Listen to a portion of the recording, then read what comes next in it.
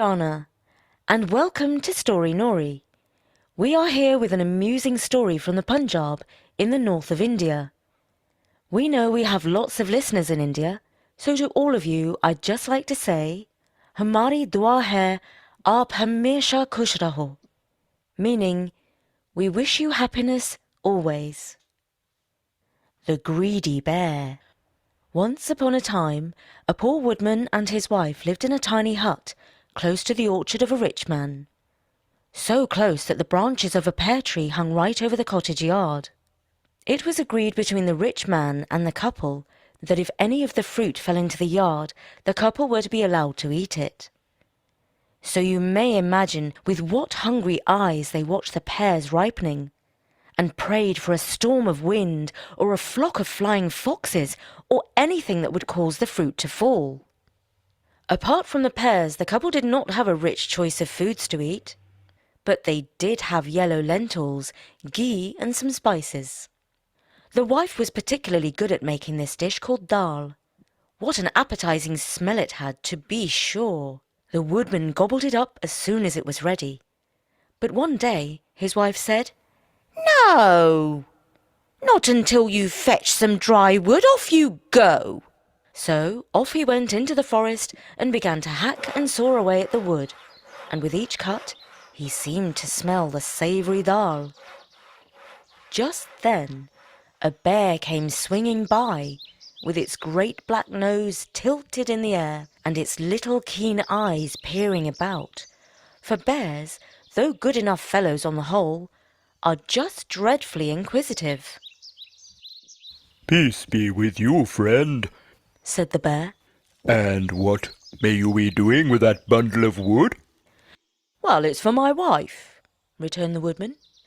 "Fact is," he added confidentially, smacking his lips, "she has made such wonderful dal for dinner, and if I bring in a good bundle of wood, she's pretty sure to give me a plentiful portion.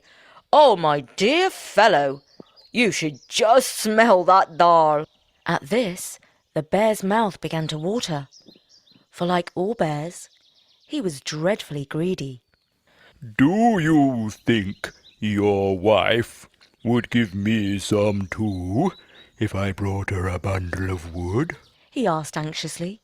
"Perhaps, if it was a very big load," answered the woodman craftily. Would 400 weight be enough?" asked the bear. "I'm afraid not," returned the woodman, shaking his head. "You see, dal is an expensive dish to make. You need plenty of ghee and loads of yellow lentils and—" Would 800 be enough?" "Let's say half a ton, and it's a bargain," said the woodman. "Half a ton is a lot." "Well, there is saffron in the dal," remarked the woodman casually, which wasn't actually true, because saffron is terribly expensive. The bear licked his lips, and his little eyes twinkled with greed and delight. "Well, it's a bargain. Go home, Smartish, and tell your wife to keep that dal hot. I'll be with you in a trice." Away went the woodman in great glee to tell his wife how the bear had agreed to bring half a ton of wood in return for a share of the dal. Now his wife said, "That bear will surely be greedy, like all bears, and eat your supper if you aren't careful, dear husband." At this the woodman became quite pale. "Oh, in that case, we had better begin now and have a fair start." So without further ado, they sat down on the floor with a brass pot full of dal between them and began to eat as fast as they could. "Remember to leave some for the bear," said the wife to the husband, speaking with her mouth crammed full. Certainly, he replied, helping himself to another handful. "My dear," cried the husband a little later, with his mouth so full that he could hardly speak, "remember the poor bear." "Of course, my love," returned the wife, taking another mouthful. So it went on till there was not a single grain left in the pot. "What's to be done now?" said the woodman. "It's all your fault for eating so much." "My fault?" retorted his wife scornfully. Why, you ate twice as much as I did. No, I didn't. Yes, you did. Men always eat more than women. No, we don't. Oh, yes, you do. Well, it's no use quarrelling about it now, is there? Said the woodman. The dal's gone, and the bear will be furious. Well, that wouldn't matter much if we could get the wood, said his wife. I'll tell you what we must do. We must lock up everything there is to eat in the house, leave the dal pot by the fire, and hide in the attic. When the bear comes, he will think we've gone out and left his dinner for him. Then he will throw down his bundle and come in. Course he will rampage a little when he finds the pot is empty, but he can't do much mischief. And I don't think he will take the trouble of carrying the wood away, do you?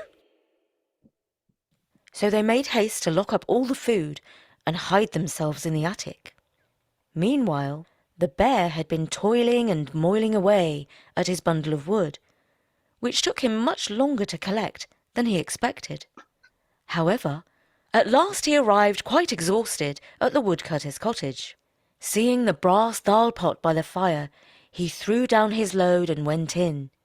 And then, mercy me, wasn't he angry when he found nothing in it? Not even a grain of rice, nor a tiny wee bit of pulse, but only a smell that was so uncommonly nice that he actually cried with rage and disappointment. He flew into the most dreadful temper. But though he turned the house topsy-turvy, he could not find a morsel of food. Finally, he declared he would take the wood away again, but as the crafty wife had imagined.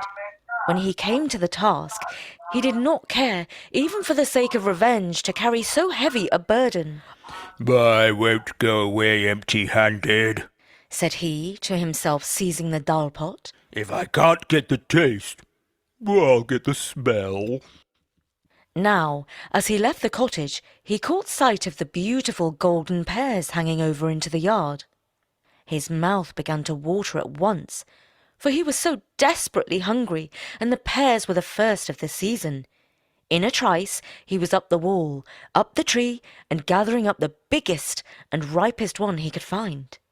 He was just putting it in his mouth when a thought struck him. If I take these pears home, I shall be able to sell them for ever so much to the other bears, and then with the money I shall be able to buy some of that dal. Ha! I shall have the best bargain after all. So saying, he began to gather the ripe pears as fast as he could and put them into the pot.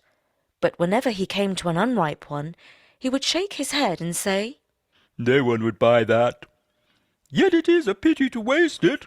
So he would pop it into his mouth and eat it, making wry faces, as if it was very sour. Now all this time the woodman's wife had been watching the bear through a crack and holding her breath for fear of discovery.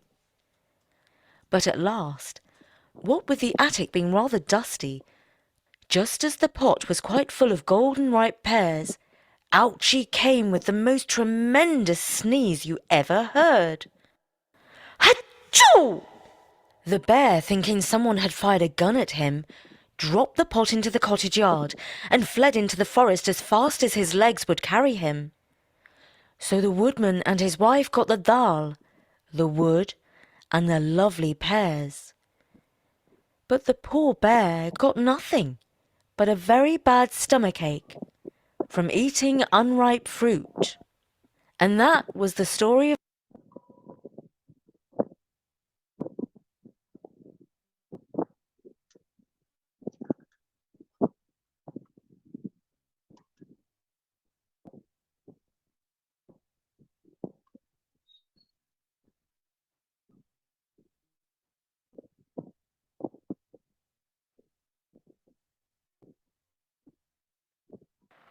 1. What is the name of the dish that the wife is so good at making?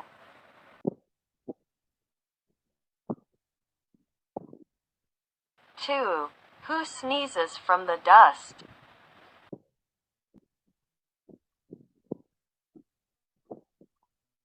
3. Where did a poor woodman and his wife live?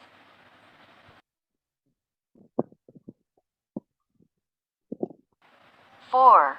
When did a bear run away into the forest as fast as his legs carried him? 5.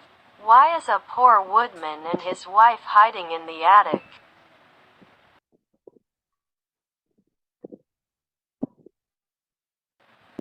6. No, not until you've blah blah blah some dry wood.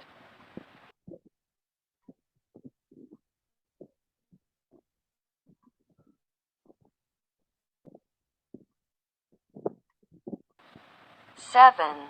Though good enough fellows on the whole, are just dreadfully blah blah blah.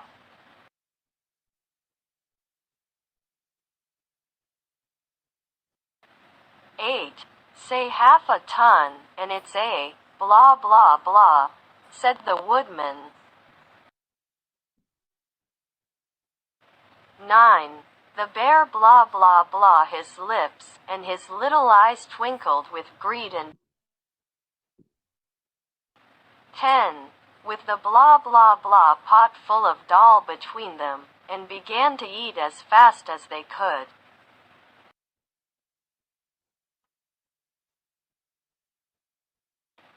11. My fault, retorted his wife, blah blah blah. Why, you ate twice as much as I did.